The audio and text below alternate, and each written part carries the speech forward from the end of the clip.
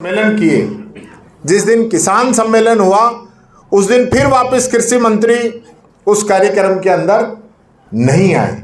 और हालत यह है सरकार की, किसानों की बहुत बड़ी बड़ी बात करते हैं। 12,000 रुपए किसान सम्मान निधि देने की बात की थी, एक साल निकल गया है। पहले तो 2,000 की घोषणा की, 2,000 में भी 1,000 डाले, 1,000 अब 4-5 दिन पहले डाले हैं।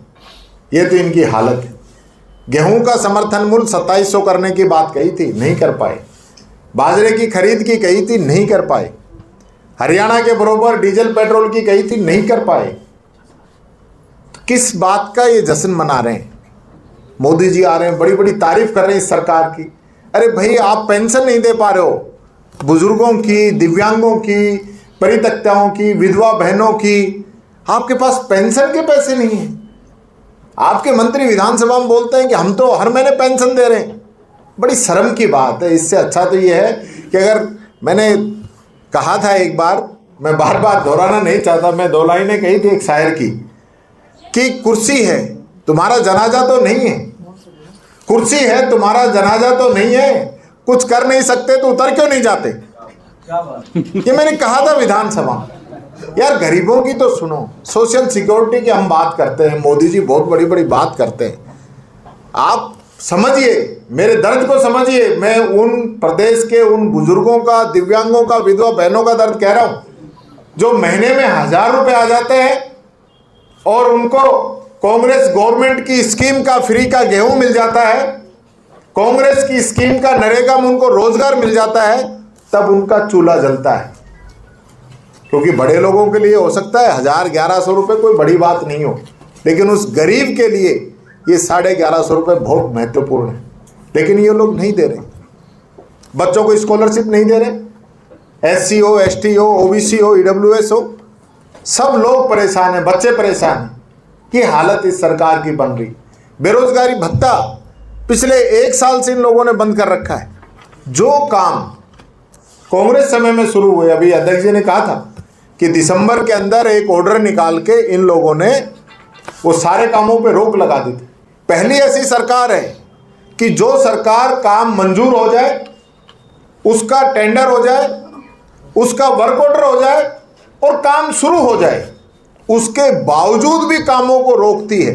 ये ऐसी पहली सरकार है। मैंने तो अपने 20 साल के राजनीतिक जीवन में ऐसा नहीं देखा। जिनकी सैंक्शन होगी, वित्तीय स्वीकृति निकल गई, उसके बाद कोई उसको डिस्टर्ब नहीं करता है। लेकिन ये लोग जानबूझ के एक सवा साल होगी, कब आचार संहिता लगी थी, तब से लेकर आज तक कहीं कॉलेजों की बिल्डिंग बन रही है, कहीं तहसील, कहीं उप तहसील, कहीं नगर पालिकाओं के बिल्डिंग बन रही है, अन्य अलग अलग डिपार्टमेंटों के अंदर जो बिल्डिंगें बन रही हैं, सबका पैसा रोका हुआ है। क्यों भाई? क्यों आप फिर क्यों ढिंढोरा पीटते हो? कर्जा आपने 75 साल के इतिहास में आज तक का सबसे ज्यादा आपने ले लिया। भारत की बात करते थे, ये बड़ी बड़ी बात करते थे। आज राजस्थान के अंदर जब हमारी सरकार थी तब इन्होंने कहा बहुत ज्यादा कर्जा ले लिया। लेकिन इन लोगों का कर्जा जो है, इन लोगों का जो कर्जा है वो ऐतिहासिक स्तर पे पहुंच गया। अभी तो जो विधानसभा में इन्होंने आंकड़े दिए ना, उसको भी क्रॉस कर जाएगा। अभी तो दिसंबर ही चल रहा है, अभी तो 3 महीने बाकी है। ये हालत इन लोगों की हो जानी। तो ये जो ढिंढोरा पीट रहे हैं जिस प्रकार का, उन बातों पे मैं आना चाहूँगा। विशेष रूप से ये जो बात कर रहे हैं कानून व्यवस्था की, नहीं सहेगा राजस्थान, ये पोस्टर पूरे राजस्थान के अंदर इन लोगों ने लगाए थे। आज क्या हो रहा है? आज भरतपुर मुख्यमंत्री जी का, गृह राज्य मंत्री जी का, दोनों का जिला है जिनकी जिम्मेदारी है कानून व्यवस्था की। क्राइम में नंबर 1 है, नंबर 1 पूरे राजस्थान में मुख्यमंत्री और गृह राज्य मंत्री का जिला। गृह मंत्री भी खुद मुख्यमंत्री है। ये हालत इन लोगों की। 10% क्राइम बढ़ गया, 23% महिलाओं पे, बच्चियों पे अत्याचार बढ़ गए। एट्रोसिटीज के मामले पूरे प्रदेश के अंदर बढ़ गए। और जो अनुसंधान है वो दर वापस घट के आ गई। अब मामले पेंडिंग पड़े, पुलिस जांच नहीं कर सकती। और आप देख लीजिए, पिछले अगर हफ्ते की बात करें, कितने हादसे हो गए। मुख्यमंत्री की सुरक्षा में चूक, उपराष्ट्रपति की सुरक्षा में चूक, और खुद परिवहन मंत्री जो डिप्टी सीएम भी हैं, परिवहन मंत्री के काफिले के अंदर एक ओवरलोड ट्रक घुसाता है, आप अंदाजा लगा सकते हो। मुख्यमंत्री काफिले के अंदर आ जाते हैं, विधानसभा अध्यक्ष के काफिले के अंदर लोग आ रहे हैं, रील बना रहे हैं। आपका इकबाल खत्म हो गया है, क्योंकि आप लोगों ने तानाशाही की। आज पूरे प्रदेश के अंदर आपका मंत्री अधिकारियों के चैम्बर में जाके बैठ जाता है काम के लिए। उनको ये स्थिति होगी कि मंत्री, कैबिनेट मंत्री जो कि सरकार का हिस्सा है, सरकार है, जहां अधिकारियों को जाना चाहिए वहां तो आपका कैबिनेट मंत्री जा रहा है। आपके कैबिनेट मंत्रियों के मुकदमे दर्ज हो रहे, हम लोगों पे मुकदमे दर्ज करो। दो तो हम बैठे हैं आपके सामने, हमने सिर्फ किसानों को बिजली नहीं मिल रही ये डिमांड करने गए थे कोटा के अंदर, हम पे मुकदमा आपने दर्ज कर दी। और मेरे को लगता है कोई 20-25 एमएलए, मंत्री, पूर्व मंत्रियों पे इस सरकार ने मुकदमे दर्ज किए, जो कि रंजिशवश। कल हमने प्रदर्शन किया, आप ये देखिए, चले नहीं उससे पहले तो पानी आपने, गंदा पानी हम लोगों पे डाल दिया, लाठियां चार्ज करने की तैयारी आप लोगों ने कर ली। जबकि अध्यक्ष जी ने कहा कि हम उस पार्टी के लोग हैं जो पार्टी कानून की और संविधान की हमेशा पूजा करती आई है, हमेशा ध्यान रखती आई है, हमेशा पालना करती आई। आप उसके बाद ऐसा कर रहे हैं। आपके पूरे 1 साल के अंदर मैं पूछना चाहता हूं, जो भी लोग धरना प्रदर्शन करना चाहते हैं, क्या आपकी सरकार ने कोई स्थान चिन्हित किया है? नहीं किया है। मैं बता देता हूं, कोई धरना प्रदर्शन कर ही नहीं सकता। कोई एनजीओ के लोग, कोई व्यापारी, कोई बच्चे, कोई भी आ जाए, किसी को अनुमति नहीं है। आप कह रहे थे हम 1 लाख नौकरी देंगे, अध्यक्ष जी ने कहा, मैं फिर कह रहा हूं, 1 नौकरी मुख्यमंत्री बता दे, 1 नौकरी। ये तो 1 लाख कह रहे हैं, मैं 1 कह रहा हूं, जो इन लोगों ने विज्ञापन निकाला हो, इन लोगों ने पेपर कराए हो, इंटरव्यू कराए हो और उसको नियुक्ति पत्र दिया हो, 1 बता दे। आप अब 1 लाख की बात करो, 52,000 तो 4th क्लास की नौकरी निकाली, तो सबको 4th क्लास बनाने के लिए आप लगे हुए हो कि सब लोग 4th क्लास की नौकरी करें। 13,000 नौकरी उसमें संविदा की है, और वो भी अगली साल उनके पेपर होंगे और कब वो नौकरियां होंगी, यह हालत इस सरकार की है। कल आपने देखा होगा लोकसभा के अंदर देश का गृह मंत्री बात करता है कि क्या अंबेडकर लगा रखा है। इससे ज्यादा तो अगर हम भगवान का नाम लेते तो हमारी 7 पीढ़ी तर जाती। भाई तारों ने 7 पीढ़ी के लिए किसने मना किया है? लेकिन देश का गृह मंत्री जो एक संवैधानिक पद पे है, और जो गृह मंत्री की शपथ उन्होंने ली है ना, वो संविधान की वजह से ली है, बाबा साहब अंबेडकर की वजह से उस व्यक्ति ने शपथ ली है, और उसकी वजह से वो वहां पे बोल रहा है लोकसभा के अंदर। और उसके बावजूद एक देश का गृह मंत्री इस प्रकार की अपमानित टिप्पणी करता है, बाबा साहब अंबेडकर पे करता है, जो कि घोर निंदनीय है।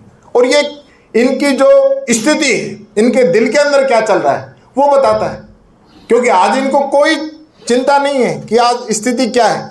गृह मंत्री का बयान आना चाहिए था मणिपुर के अंदर कि हमारी माताओं बहनों को किस प्रकार से निवस्त्र करके सड़कों पर दौड़ा रहे हैं, गोलियां मार रहे हैं। उनका बयान आना चाहिए था देश के अंदर जिस प्रकार से लगातार क्राइम बढ़ रहा है, उसके ऊपर उनका बयान आना चाहिए था। आज ईडी, इनकम टैक्स, सीबीआई जो मर्जी जिसको डरा दे, धमका दे। आज मध्य प्रदेश के अंदर क्या हुआ? अरे उन छोटे छोटे बच्चों ने राहुल गांधी जी को अपना गुल्लक तोड़ के भारत जोड़ो यात्रा में मदद कर दी, तो आपके दर्द हो गया। आपने उनके लोगों को इतना प्रताड़ित किया कि उन्होंने सुसाइड करना पड़ा। 12 के अंदर, अध्यक्ष जी 12 के अंदर हमारे कांग्रेस के कार्यकर्ताओं को इतना प्रताड़ित किया पुलिस के द्वारा कि उसे सुसाइड करना पड़ा। 3 दिन तक लोग सब लेके बैठे रहे। ये हालत हो गई है, क्राइम की स्थिति ये है देश के अंदर, प्रदेश के अंदर। कानून व्यवस्था नाम की कोई चीज आज बची नहीं। तो ये सरकार जो ढिंढोरा पीट रही है ना जिस प्रकार का, वो ढिंढोरा पीटने की आवश्यकता नहीं है। आप क्यों इतना बार बार कह रहे हो कि हमने ये कर दिया, ये कर दिया, ये कर दिया। मैं पूछता हूं, आपने चिरंजीवी योजना थी जो पूरे प्रदेश की सबसे टॉप स्कीम थी, जिसका लाभ सब लोगों ने लिया। आज चिरंजीवी योजना क्या हालत होगी? नाम बदल दीजिए, कोई फर्क नहीं पड़ता। आपने नाम भी बदल दिया और स्कीम को भी ठप कर दी। मुख्यमंत्री दुर्घटना बीमा योजना को आपने बंद कर दिया। आरजीएचएस की हालत ये कर दी कि न बंद है न चल रही है।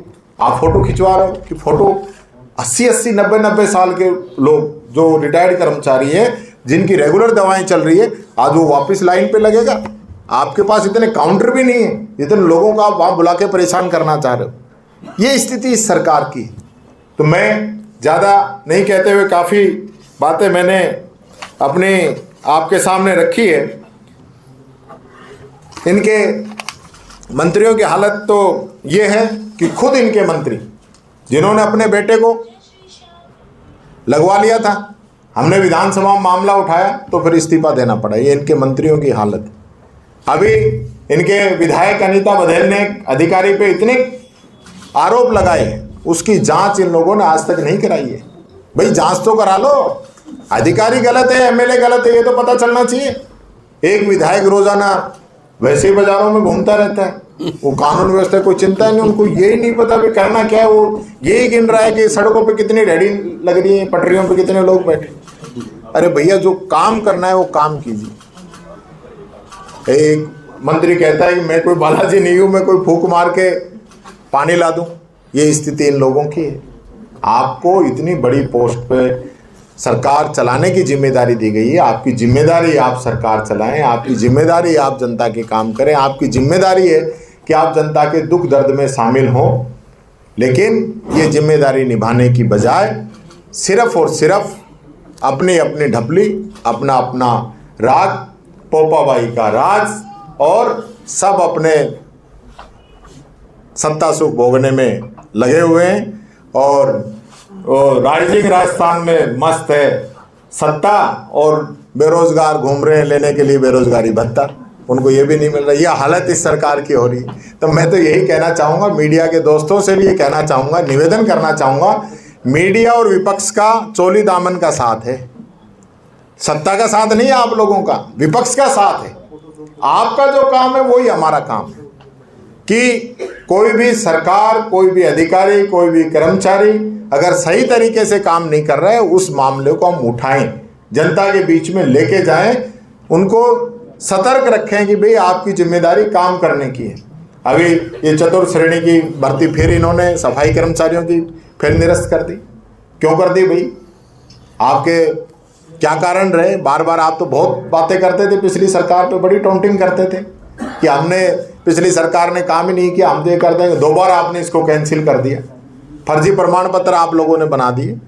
आप उसकी जांच कराना चाहते हैं, नहीं कराना चाहते हैं, किसने गड़बड़ की है पता होना चाहिए। तो ये सारी चीज़ें मैं कहना चाहूँगा। पूरा 1 साल इन लोगों का एकदम नाकारा रहा है, एकदम कोई इन्होंने जनता की सुध नहीं ली, सिर्फ अपनी लड़ाइयाँ लड़ते रहे। मुख्यमंत्री जी को चिंता ये है कि कहीं वसुंधरा जी आगे नहीं आ जाए। वो वसुंधरा जी के नाम पे भी लगातार तैयारियां करते रहते हैं कि उनको कुछ नहीं मिल जाए, और ये कुछ कर नहीं पा रहे हैं। लड़ाई खुद की है, कांग्रेस पे डालते रहते हैं। मैं यही बात कहता हुआ आप सब पधारे, आपको बहुत बहुत धन्यवाद।